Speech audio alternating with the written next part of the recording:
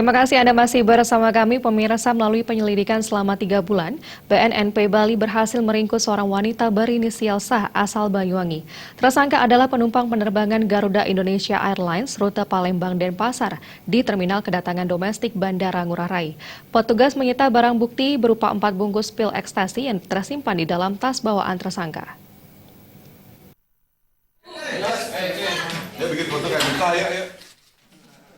Penangkapan tersangka Sah usia 25 tahun asal Banyuwangi dilakukan berdasarkan informasi BNNP Sumsel. BNNP Bali melakukan pengejaran sampai ke Bali.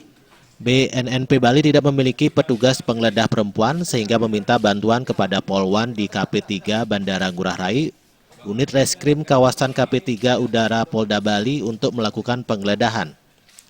Petugas mendapati barang bukti berupa pil ekstasi dalam tas bawaan tersangka. Tidak tanggung-tanggung, jumlah pil ekstasi mencapai 9.675 butir. Tersangka disebutkan telah 2 kali melakukan pengiriman ekstasi ke Bali pada bulan Januari dan Juni. BNNP Bali mencurigai tersangka tidak sendirian dalam melakukan pengiriman barang terlarang itu. Setelah dilakukan pengembangan penyidikan, ternyata Sah merupakan orang suruhan Sukron usia 27 tahun asal Banyuwangi. Ternyata Sukron pun mempunyai orang suruhan yang berinisial BRW yang masih diselidiki BNNP Bali. Keterlibatan orang yang menyuruh Sah juga masih diselidiki BNNP Bali. Sukron ditangkap di Bali di salah satu hotel dengan cara memancingnya agar mengambil barang kiriman setelah menghubunginya melalui ponsel. Rencana ini akan disebar ke mana? Di Bali.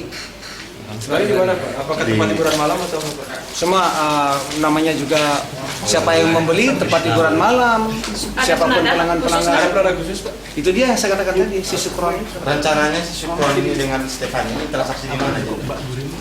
Setelah berhasil kolaborasi. Kalau kan sudah transaksi kan makanya kita tangkap. Sudah transaksi makanya kita tangkap. Cuman masalahnya di belakang Sukron kan ada namanya BRW ini yang kita cari. Stefan ini sendiri menerima bayaran berapa untuk membuat? 40 juta untuk sekali. Saat ini kedua tersangka diamankan di ruang tahanan BNNP Bali.